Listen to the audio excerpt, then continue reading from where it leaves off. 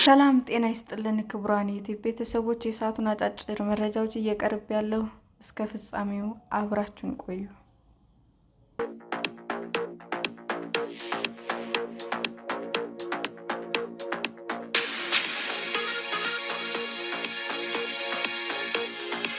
የአሜሪካ አቃቤ ሕግ የቬኔዙዌላውን ፕሬዝዳንት የዘረፉትን የሕዝብ ሀብት ተጠቅመው ሊከራከሩ አይገባም ሲሉም ተቃወሙ።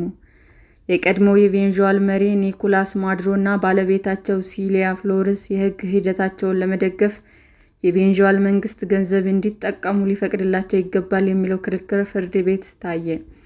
የማዱሮ እና የፍሎሬስ ጠበቆች ፍርድ ቤት የቀረበባቸውን የናርኮ ሽብርተኝነት ክስ ውድቅ እንዲያደርግ ጠይቀዋል።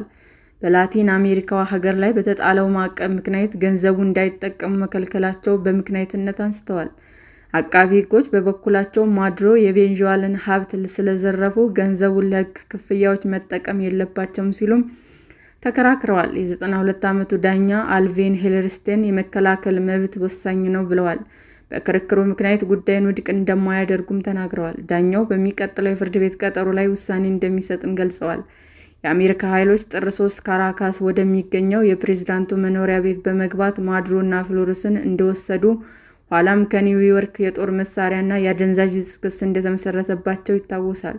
ጥንዶቹ የቀረበባቸውን ክስ ውድቅ አድርገዋል።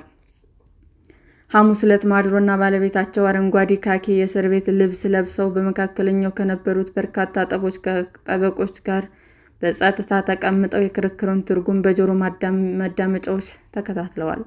የትናንቱ ሂደት ማዱሮ ታፍነው መወሰዳቸውንና ንጹሕ እንደሆኑ ለብዙ ደቂቃዎች ከተናገሩበት የመጀመሪያ ፍርድ ቤት ውሏቸው ፍጹም ተቃራኒ ነበር።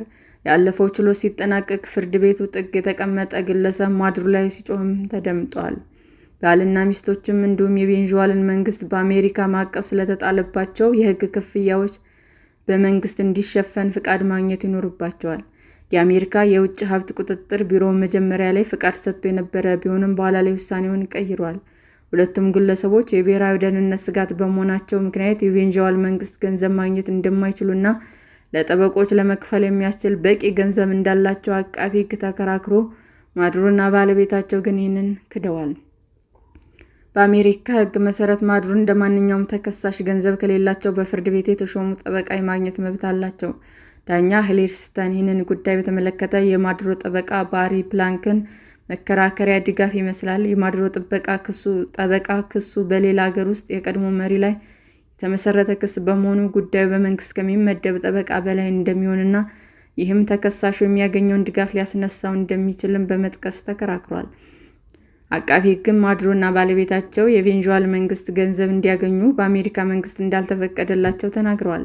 አሜሪካ በማዱሮ አገዛዝ ወቅት በጣለችው የረጅም ጊዜ ማዕቀብ እና ጥንዶች የቬኔዙዌላን ሀብት ለራሳቸው ጥቅም በመዝረፋቸው ምክንያት መታገዳቸውን ገልጸዋል። ዳኛ ሄለርስቴን በበኩላቸው ግለሰቦች በቁጥጥር ስር በመዋላቸው ምክንያት የውጭ ፖሊሲ ሁኔታ ተቀይሯል ብለዋል።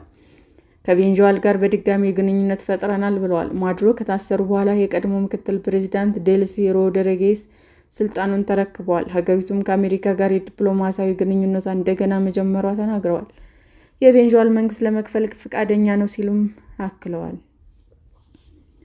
የማዱሮ ጠበቆች ጉዳዩ ሙሉ በሙሉ ውድቅ እንዲደረግና ስለፈለጉ ዳኛው ጉዳዩን እንዴት መፍታት እንደሚችሉ ግራ ተጋብተው ነበር። መፍትሄው ምንድን ነው ሲሉም ዳኛው ሁለቱንም ወገኖች ደጋግመው ጠይቀዋል። አሜሪካ ማዱሮን የከሰሰችው በናርኮ ሽብርተኝነት ሴራ፣ በኮኬይን ማሰራጨትና የጦር መሳሪያዎች በመያዝ ወንጀሎች ነው። ማዱሮ እና ባለቤታቸው እስካሁን የዋስትና ጥያቄ ያላቀረቡ ሲሆን በብሩክሊን የፌዴራል ሜትሮፖሊታን እስር ቤትም ታስረዋል። የቀጣይ ችሎት ቀንም አልተወሰነም። ሐሙስ ዕለት በዋሽንግተን በተካሄደው የካቢኔ ስብሰባ ላይም ፕሬዝዳንት ዶናልድ ትራምፕ ሀገራቸው በማዱሮ ላይ ተጨባጭ ክሶችን ለማቅረብ እያጤነች መሆኑን ተናግረዋል። ማዱሮ ፍትሐዊና ፍርድ እንደሚያገኙ ገልጸዋል። የቬኔዙዌላ ዋና ከተማ ካራሳ ነዋሪዎች የፍርድ ቤት ውሎውን በቅርብ እንደሚከታተሉ ለቢቢሲ ተናግረዋል። ጡረታ የወጡት የሕግ ባለሙያና ፓርቲሻ የመንግስት ሳንሱር ቢኖርም ሁሉም ሰው ሂደቱን ለመከታተል እየሞከረ መሆኑንም ገልጸዋል። የቬንዙዌላ ሚዲያዎች የሚያወጡት ነገር መቆጣጠር ይችላሉ፣ ነገር ግን ዓለም አቀፍ መገናኛ ብዙኃን መቆጣጠር አይችሉም ሲሉም ከየት መረጃ እንደሚያገኙም ጠቁመዋል። የማዱሮ ዕጣ ፈንታ በተመለከተ በተወሰነ ደረጃ የሐዘን ስሜት እንዳላቸው አልሸሸጉም። እሱ ሁሉንም ነገር የነበረው ነገር ግን በስግብግብነትና በተጋነነ እኔነት ምክንያት የነበረውን ያጣ ሰው ነው። ሰው መሆኑ አዝንለታለሁ። ለሰራቸው ወንጀሎች መጠየቅ ስላለበት ግን የዕድሜ ልክ እስራት እንደሚፈረድበት ተስፋ አደርጋለሁ ሲሉም ተናግረዋል። በምዕራብ ካራካስ የሚኖሩት አጉስቲና ፓራ ፕሬዚዳንት ማዱሮ ይለቀቃሉ የሚል እምነት እንዳላቸው ለቢቢሲ ገልጸዋል። ጉድለቶች ቢኖሩም መጥፎ ፕሬዝዳንት አልነበረም፣ ንጹህ መሆኑን ያውቃል፣ ይህንንም ያረጋግጣል። የአሜሪካ መንግስት በምን እንደሚከሰው እንኳን አያውቅም ብለዋል ፓራ። በእጽ ዝውውርና የጦር መሳሪያ በመያዝ ከሰውቷል። ፕሬዝዳንት ትራምፕ ብዙ ሰዎችን በሞቱበት በቬንዙዌላ የሚፈጸሙትን መቀበል አልችልም ሲሉም ተናግረዋል።